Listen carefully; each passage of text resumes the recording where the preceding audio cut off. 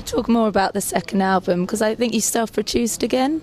Is that you want to maintain an element of control about every aspect of what you do, or merely you just thought you could create exactly what you had in your mind? Well, it's not about control, but it takes control to make an album like we have. What we do is so minimal, in its approach, that if we had someone else come in and say, I think you should use this bass guitar rather than this one, something that simple, I think to most bands are like, oh, cool, we have something interesting on this track, something new. For us, that's like the last thing we want. We want every song to sound the same, like we want to put out albums that sound exactly like the last album.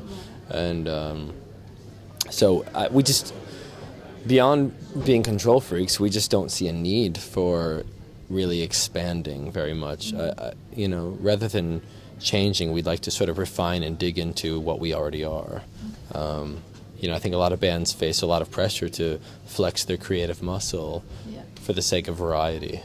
And for us, we've just always, we like bands like the Ramones, where they annoyed the shit out of people because every song sounded exactly the same. But now those same people will look back and say they were an important band. Or those same people are dead.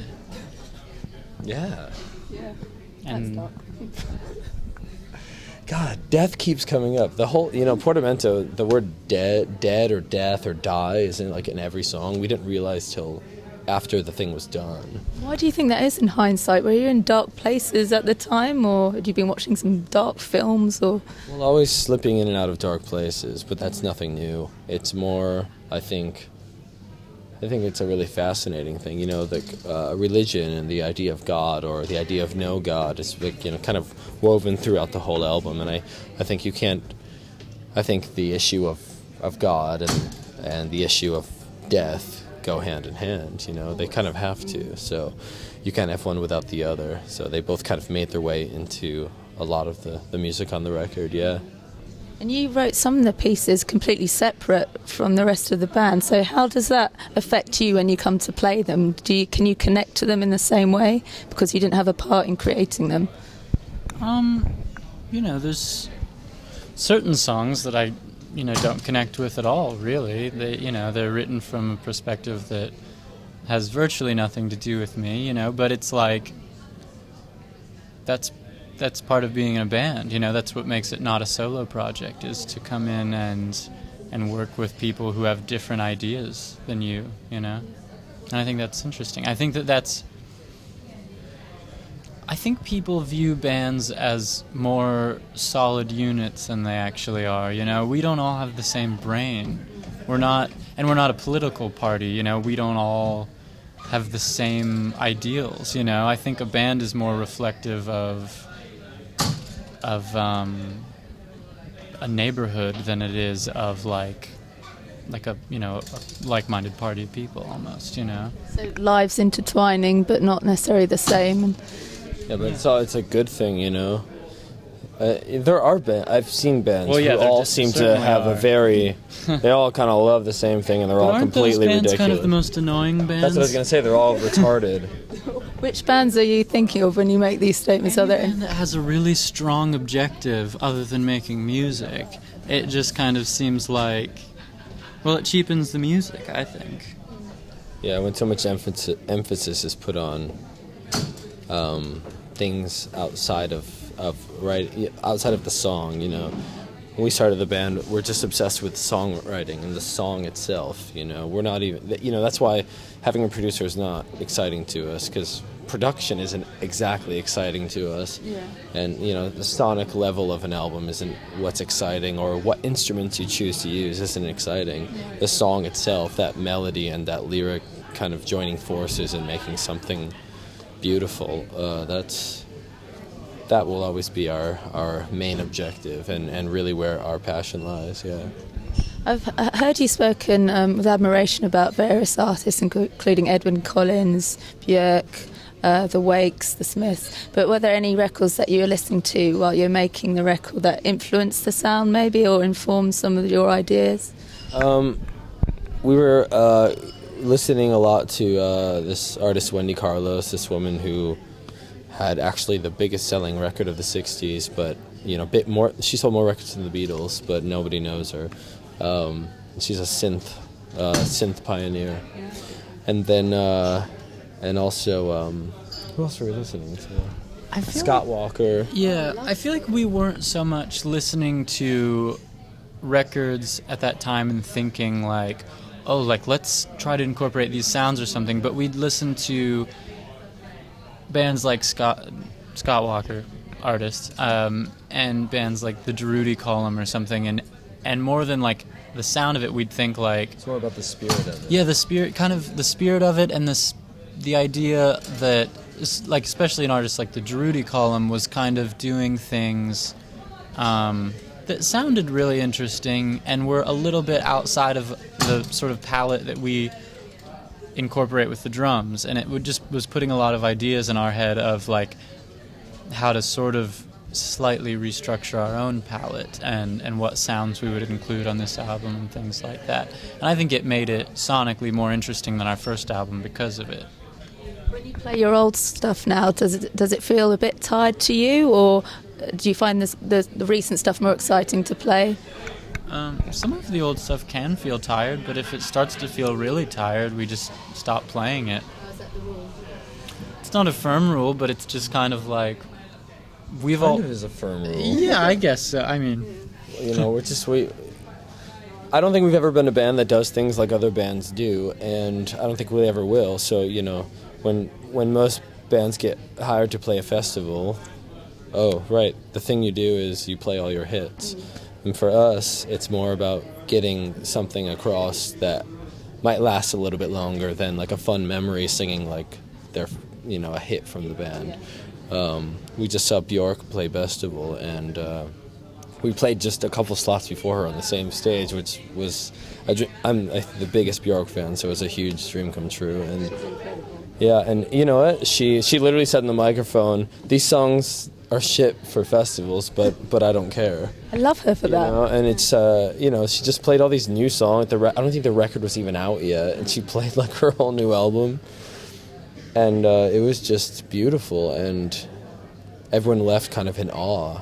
And even though they didn't know any of the songs, it was just that, how dare I even compare us to Bjork? But it's like, it's that idea of doing things however you think it's supposed to be done, and so, I mean, it's at the risk of not being asked to play festivals, and it's at the risk of people not buying tickets to come to our shows, but we understand that, and, It seems to be working so far for you, though, doesn't it? Well, it's funny because we've seen, about like a year ago, we'd play a big show in London, and half the crowd would be chanting, "Let's go surfing,"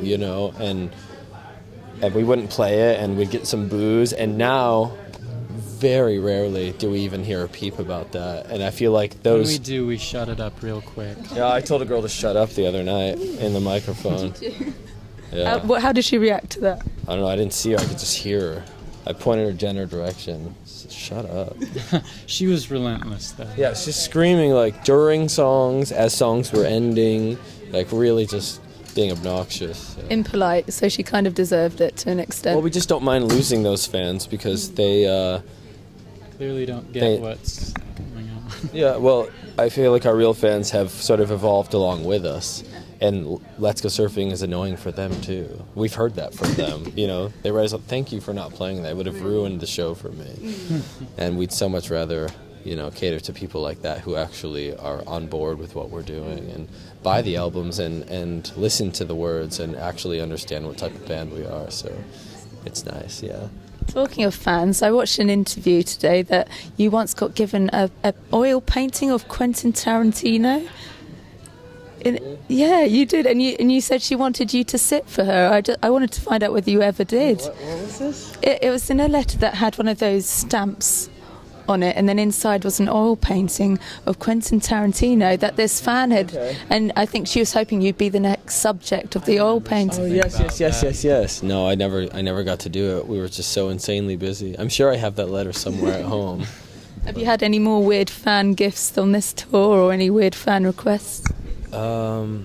I get given a lot of candy, specifically Haribo Haribo. Have you expressed in an interview He puts it somewhere? out there in the universe, Yeah, and it comes. You know what you're doing. Well, my dog's name is Haribo, Oh. and I call him Harry for short. But he was named after my love of those sweets. So fans bring those to me a lot.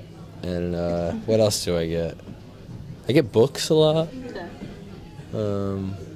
Nothing too strange. Yeah. Would you like to put any shout-outs to requests and things you'd like people to bring? Let's continue bringing the sweets, man. Can't go wrong with that. Can't go wrong with the sweets. I'd like fans to bring me socks. Yeah, I was just about to say maybe some warm socks for the Why- winter. Actually, a fan has brought me socks before, one time in Japan. It was really sweet. Remember that? Practical, isn't it? Mm. Do you have trouble with socks on tour then? Are these the things that go missing, the things that... It's just hard to do laundry on tour. This conversation can't be very interesting for those at home. Much more interesting than talking about our record, I'm sure. The obscure things seem to interest people, strangely, don't they? Yeah. I mean, I'd be more interested in this part. So carry on talking about the laundry issue It's then. hard to do laundry. There's most hotels in Europe and the UK don't have laundry facilities. I stole borrowed a white, a clear plastic. You know, you go to a hotel and they have extra pillows in the closet if you want them, and they're in these plastic zip-around bags. So I took one of those, and now I keep all my dirty laundry. So useful. Yeah. Terrified to open it. It'd be really awful, I'm sure, for anyone that's around. Yeah, doesn't bear thinking about, does it? You might just throw it in the bin, as you would say. What do you call it? Trash can? Is that it? Trash can. Jacob and I wanted to start a party called Dumpster. That's quite cool.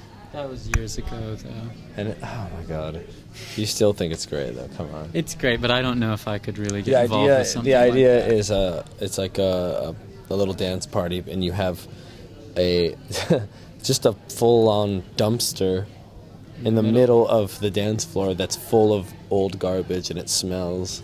But the party's so good that you can't stay away. But the whole time you're like plugging your nose, and people are throwing up on each other. This is the weirdest idea I've ever heard. But can you imagine like that sort of, well, there's cool people there. It smells like shit, but This needs to happen, doesn't it? I think it'd be great. And Dumpster? I'm I'm going to surprised Dumpster. It hasn't happened yet. Yeah. But What if people steal the idea once they see this I feel interview? like Kesha might be on to it already. She would love it, wouldn't she? She would love it. probably, never mind. Go on, you have to say it. It was going to be good. I can see good in everyone. Even Kesha? That's such a lie. That is such a lie. Go on, say something a bit cutting. Anyone who hates more things in my life than Jacob, please.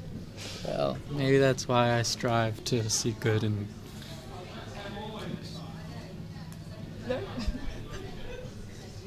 Trailing off. The king of trailing off. The king of it. It could lead us on nicely to New Year's resolutions. So maybe being complimentary about people could be one. What other New Year's resolutions could happen for you two?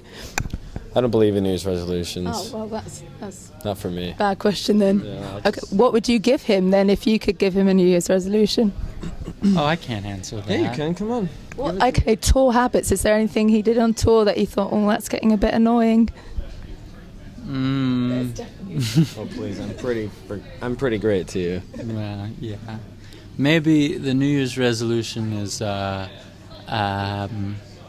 just keep on taking care of yourself. Oh, less drinking? I didn't say that. It's whatever works. Whatever's good. What do you mean? I need a haircut? No, you don't need a haircut. You're I all think right. I do. I was actually going to ask you to cut my hair today. Did you bring scissors? At the hotel.